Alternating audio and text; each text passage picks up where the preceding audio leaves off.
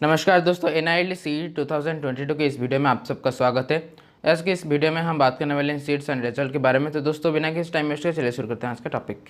तो दोस्तों रिजल्ट निकल चुका है और आपको अपना रैंक पता चल चुका है। तो दोस्तों आपको ये याद रखना चाहिए कि कौन से कोर्स में कितना सीट्स हैं और कौन से कॉलेज में कितना सीट्स है, आपको पता होना चाहिए ताकि जब आप काउंसलिंग में बैठे होंगे तब आपको एक आइडिया रहेगा। तो दोस्तों ये जो सीट हुआ था हम पता है इसमें NILT डीपमेड और IPS दिल्ली के लिए हुआ था। दोस्तों इसमें BPT में 62 सीट्स हैं और BOT में 62, BPO में 46, NILT में BPT में 57, BOT में 56, BPO में 27, निपेंड में 18, BPT में BOT में 18, BPO में 20 और PDU NI PPT में BPT में 68, BOT में 68, BPO में 39। तो दोस्तों ऐसा मिलाकर हमारा टोटल 541 सीट्स हैं। तो दोस्तों इन 541 सीट्स के लिए आपका काउंसलिंग होगा और दोस्तों आपका जो कॉमन रैंक तक इस बार गया है। और दोस्तों सीरियल नंबर 2 आप देख सकते हैं, सीरियल नंबर 2250 तक की सीरियल नंबर गया है। तो दोस्तों इतने बच्चों को बुलाया जाएगा काउंसलिंग के लिए और इस इतने बच्चों में से सिलेक्ट किया जाएगा 541। तो हम देख लेते हैं टोटल जनरल कितना सीट्स हैं, SC कितना सीट है, ST कितना सीट है, OBC और EWS कितना सीट है, हम देख लेते हैं। दोस्तों इसमें जितना NILT निपेंड और PDU NI PPT पे अगर आप जनरल के सब सीट मिला दें, इसमें जितना BPT में 31, BOT में 31, BPO में 23, BPT में 26, BOT में 25, BPO में 12, निपमेड BPT में 8, BOT में 8, BPO में 8, PDU NI PPT में BPT में 28, BOT में 28, BPO में 15। तो दोस्तों आपके टोटल जनरल सीट हो जाते हैं 243। उसके बाद दोस्तों SC के लिए इसमें में 9, BPT के लिए, BOT के लिए 9, BPO में 7, उसके बाद NILT में 8, BPT, OT के लिए 8, PO के लिए 4, निपमेंट में PT के लिए 2, OT के लिए 2, PO के लिए 3, PDU NIPT में PT के लिए 10, OT के लिए 10, PO के लिए 6। तो दोस्तों ऐसा दोस्तों SC स्टूडेंट्स के लिए टोटल है 78 सीट्स हैं। उसके बाद दोस्तों ST के लिए है PT, इसमें PT में 5, OT में 5, PO में 3, PT में 4, OT में 4, PO में 2, निपेंड PT में 1, OT में 1, PO में 2। उसके बाद दोस्तों PDU NI PPT BT में 5, OT में 5, PO में 3। तो टोटल ST सीट्स हैं आपके 40। उसके बाद दोस्तों OBC सीट हैं आपके, इसमें PT में 17, OT में 17, PO में 13, PT में 14, OT में 14, BPO में 7। उसके बाद दोस्तों निपमेंट PT में 4, OT में 4, PO में 5 और PDU NI PPT में 18, OT में 18, PO में 11। तो दोस्तों आपका टोटल OBC सीट है 142। उसके बाद दोस्तों EWS के लिए NILT PT में है 5, OT में 5, PO में 2, PT में 3, OT में 3, PO में 2, निपमेंट के लिए PDU NI PPT के लिए PT में 7, OT के 7, PO में 4। टोटल EWS के लिए 38 सीट है। दोस्तों देख सकते हैं आपके जनरल में है 243, OBC में है 142, SC में है 78, ST में है 40 और EWC में 38। टोटल मिलाकर हमारा हो जाता है 541। तो दोस्तों पहले हम बात करेंगे जिनको सिर्फ एक कॉलेज चाहिए और सिर्फ एक कोर्स चाहिए, मतलब कोई भी कोर्स हो कोई भी कॉलेज हो उसमें उनका फ़र्क नहीं पड़ता, उसी तरह से हम पहले जाएंगे। तो दोस्तों आपको अगर कोई भी कोर्स में और कोई भी कॉलेज में एक सीट चाहिए तो दोस्तों आपको कितना रैंक लाना पड़ेगा और कितना रैंक होने से आपका उस श्योर हो जाएंगे, तो चलिए जानते हैं। तो दोस्तों देख सकते हैं जनरल में आपके हैं 243 सीट्स हैं, ठीक है। SC में 78, ST में 40, OBC में 142 सीट्स हैं। तो दोस्तों यहाँ पर अभी देख सकते हैं result of CET 2022, serial number, roll number, common rank, category rank, सब कैटेगरी। तो दोस्तों यहाँ पर देख लेते हैं टोटल कितना नंबर स्टूडेंट्स को बुलाया गया है। आप पहले देख चुके हैं, हम 2250 स्टूडेंट्स को बुलाया गया है। तो दोस्तों इनमें से आप देख सकते हैं, हम नीचे आते हैं। नीचे आप अगर देखेंगे तो देख सकते हैं लास्ट जनरल रैंक जो है वो है 1160, मतलब जो लास्ट जनरल रैंक का स्टूडेंट है उनका है 1160 तक गया है। उसके बाद दोस्तों लास्ट OBC रैंक देख सकते हैं 790। उसके बाद दोस्तों आपको लास्ट SC रैंक देख सकते हैं 233। उसके बाद दोस्तों लास्ट ST कैंडिडेट जो है उनका है 67 रैंक है। तो दोस्तों इसका मतलब क्या है कि आपका हमारा सीट्स था जनरल के लिए 243 सीट्स था। तो दोस्तों इन 243 सीट्स के लिए 1160 जो कैंडिडेट्स है वो कॉम्पीट करेंगे। तो और उसके बाद दोस्तों 142 सीट्स था OBC के लिए और OBC कैंडिडेट्स हैं 790। तो दोस्तों इसका मतलब ये है कि 142 सीट्स के लिए 790 पीपल कॉम्पीट करेंगे। उसके बाद दोस्तों SC के लिए है 78 सीट्स था और कैंडिडेट्स यहाँ पर है 233। तो दोस्तों 233 पीपल 78 सीट्स के लिए कॉम्पीट करेंगे। उसके बाद दोस्तों 40 सीट्स था एसटी के लिए और कैंडिडेट हैं 67। इसका मतलब 67 कैंडिडेट्स 40 सीट्स के लिए कॉम्पीट करेंगे।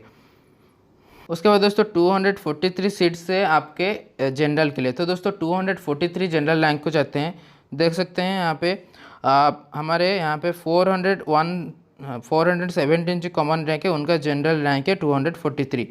तो दोस्तों इसका मतलब है कॉमन रैंक 417 तक जितने भी जनरल बच्चे हैं उनका श्योर शॉट उनका एडमिशन हो जाएगा कोई भी कॉलेज में, कोई भी कोर्स में। तो दोस्तों उसके बाद मतलब 243 जो सीट्स हैं, मतलब 243 रैंक तक सब बच्चे आएंगे, इसका कोई गारंटी नहीं है। नॉर्मली सब बच्चे प्रेजेंट नहीं हो पाते और कभी कभी नहीं भी आते हैं। तो दोस्तों हम इसमें अगर 100 भी ऐड करते हैं, मतलब 243 में अगर हायर के 100 रैंक अगर नहीं आए तो ऐड कर देते हैं 343 तक आपका चांस है, मतलब 589 कॉमन रैंक 589 के अंदर जो भी जनरल रैंक के बच्चे हैं उनको सीट्स मिलने का चांस ज़्यादा है।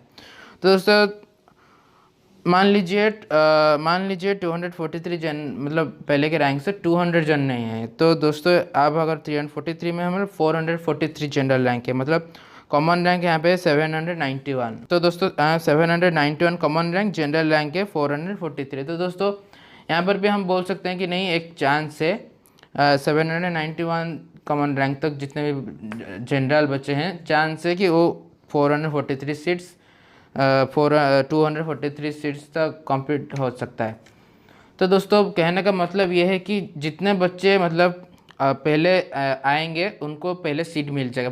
तो दोस्तों कहने का मतलब ये है कि आपका 243 सीट्स जब तक फिलअप नहीं हो जाते ये तब तक कॉमन रैंक चलता रहेगा। जब 243 सीट्स फिलअप हो जाएंगे चारों कॉलेजेस में, चारों कोर्स में, तब आपका और सिलेक्शन नहीं होगा जनरल रैंक का। तो 100% आप अगर श्योर कैसे हो सकते हैं, अगर आपका कॉमन रैंक 471 के अंदर है, या हम गारंटी बोल सकते हैं कि हम इनके अंदर जो जनरल हैं उनका सीट्स पक्का है, क्योंकि 243 सीट्स है और 243 जनरल रैंक 170 कॉमन रैंक तक है। तो दोस्तों उसके बाद मैंने और एक्स्ट्रा 200 ऐड किया है, क्योंकि अगर मान लीजिए 200 जन एब्सेंट रहे तभी जाकर आपका ज़्यादा चांस रहेगा कि 791 तक आपका सिलेक्शन होगा।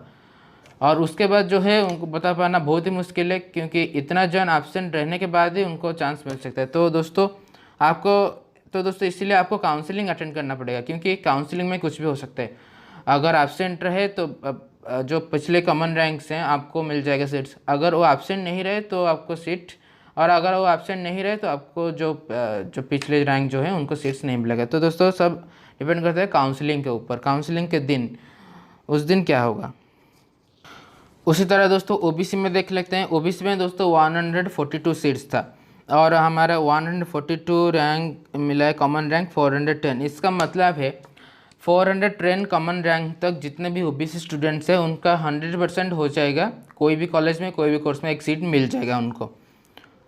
पर उसी तरह सब बच्चे नहीं आते, अगर आएंगे तो अच्छी बात है, उनका 410 तक हो जाएगा। अगर सब बच्चे नहीं आए, मतलब मान लीजिए 142 में 100 जन एब्सेंट रहे, तो नेक्स्ट 100 रैंक तक इस सीट का सिलसिला चला जाएगा। तो 242 को पकड़ लेते हैं। तो 242 रैंक किसका है कॉमन रैंक?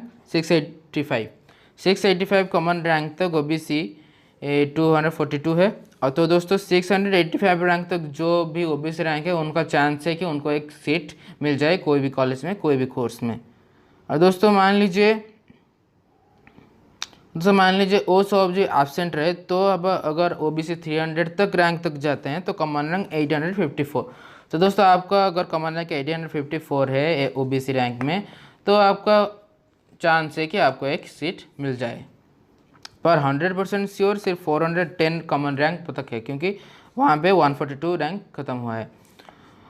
और 242 तक आप भी बोल सकते हैं, क्योंकि सब बच्चे नहीं आते। उसके बाद बोल पाना मुश्किल है कि उनको सीट मिलेगा या नहीं। इसीलिए काउंसलिंग डे पे ही डिपेंड करता है कि कितने बच्चे सिलेक्ट होंगे, कितने बच्चे रह जाएंगे, क्योंकि पहले के जो बच्चे सब आ गए हैं तो पिछले वाले जो बच्चे हैं उनको नहीं मिलेगा। अगर पहले वाले थोड़ा एब्सेंट रहे तो पिछले वालों को मिल जाएगा। उसके बाद दोस्तों हम एससी के लिए देखते हैं। एससी के लिए 78 सीट्स था और कॉमन रैंक यहाँ पे देख सकते हैं लास्ट 78 रैंक है 971 रैंक, मतलब 971 कॉमन रैंक तक जितने भी एससी स्टूडेंट्स हैं उनका 100% हो जाएगा। पर दोस्तों उसी तरह मान लीजिए अगर पहले के 100 जन अगर एब्सेंट रह गए तो उस तो कॉमन रैंक तो एससी के रैंक 178 तक जाएंगे, तो 1870 रैंक तक हम बोल सकते हैं एक चांस है कि आपको एक सीट मिला। पर कम 100% श्योर आपका अगर 971 कॉमन रैंक के अंदर अब एससी कैंडिडेट 78 तक है तो आपको 100% श्योर है कि आपको एक सीट मिल जाएगा। उसके बाद दोस्तों एसटी के लिए देखते हैं। एसटी के लिए टोटल 40 सीट्स थे और कॉमन रैंक एसटी 40 है 1766, मतलब 176 तक जितना भी एसटी स्टूडेंट्स है उनका श्योर है कि उनका एक सीट मिल जाएगा। पर इसी तरह पर सब बच्चे नहीं आते तो एसटी 67 तक ही गया है और लास्ट एसटी 67 तक गया है। तो दोस्तों इसी तरह 2270 रैंक तक आप अगर है तो आपको एक चांस है कि आपको एक सीट मिल जाएगा। तो दोस्तों आशा करता हूँ ये आपको समझ में आया होगा।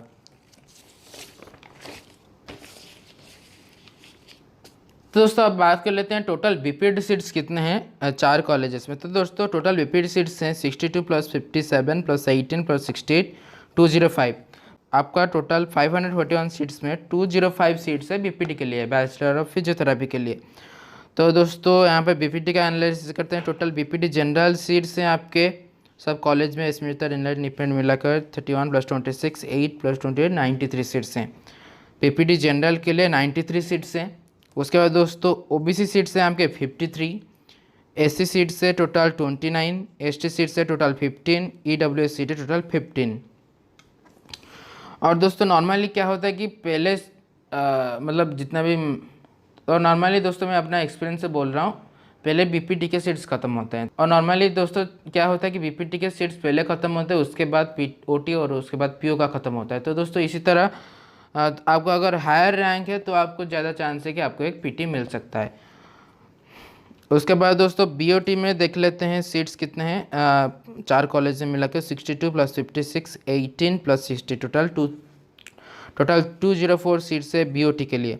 और बीओटी जनरल के लिए टोटल 4 कॉलेजेस में है 92 सीट्स, मतलब 92 जन सिलेक्ट हो जाएंगे जनरल के लिए बीओटी में। ओबीसी में है आपके 53 स्टूडेंट्स, एससी में है 29, एसटी में है 15, ईडब्ल्यूएस में है 15 सीट्स।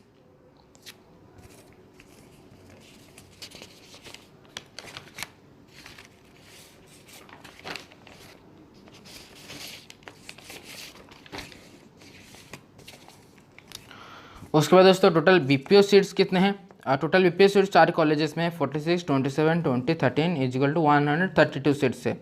टोटल बीपीओ सीट्स है 132। टोटल बीपीओ जनरल सीट्स कितने हैं टोटल है उनका 58, ओबीसी में है 13 7 5 11 36, टोटल 36 सीट है। एससी के लिए 20 सीट्स, एसटी के लिए है 10, ईडब्ल्यूएस के लिए 80 सीट्स, ईडब्ल्यूएस के लिए 8 सीट्स हैं। तो दोस्तों तो दोस्तों आशा करता हूँ आपको एक आइडिया हो गया होगा कितने सीट्स है और कितना रैंक तक आपको, मतलब आप श्योर हो जाएंगे कि इतना रैंक तक हमें मिल जाएगा और इसके बाद आपको थोड़ा दिक्कत हो सकता है। और दोस्तों यहाँ पे देख सकते हैं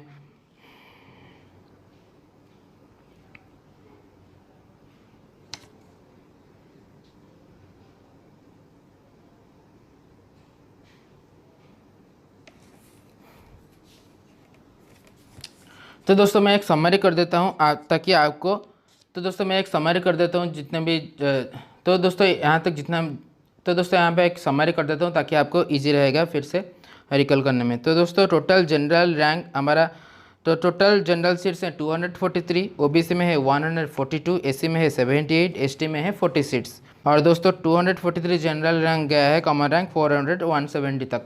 तो दोस्तों 400 170 तक जितने भी है उनका कन्फर्म है, उनका सीट हो जाएगा। उसके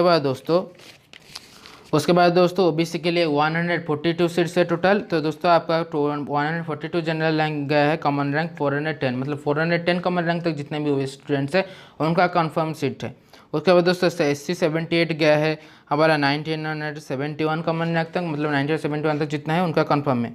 और एसटी 40 रैंक गया है कॉमन रैंक 1766, मतलब उनका वहाँ तक आप उनका कंफर्म है। तो दोस्तों उसके बाद तो दोस्तों 24 तारीख को जो होने वाला है वो आपका फास्ट काउंसलिंग है और फास्ट काउंसलिंग में ट्राई किया जाएगा कि जो 200 to 250 स्टूडेंट्स को बुलाया गया है उनमें से 541 सीट्स को फिलअप करने के लिए काउंसलिंग होगा। तो दोस्तों आशा करता हूँ इस सीट्स के ऊपर आपको एक आइडिया हो गया होगा। और आप जो कॉलेज और जो कोर्स चाहते हैं भगवान आपको दे दे, ताकि आप अच्छे से अपना कैरियर बना सके। दोस्तों इसी के साथ इस वीडियो को यहीं पे एंड करते हैं। जय हिंद, जय जगन्नाथ, वंदे मातरम।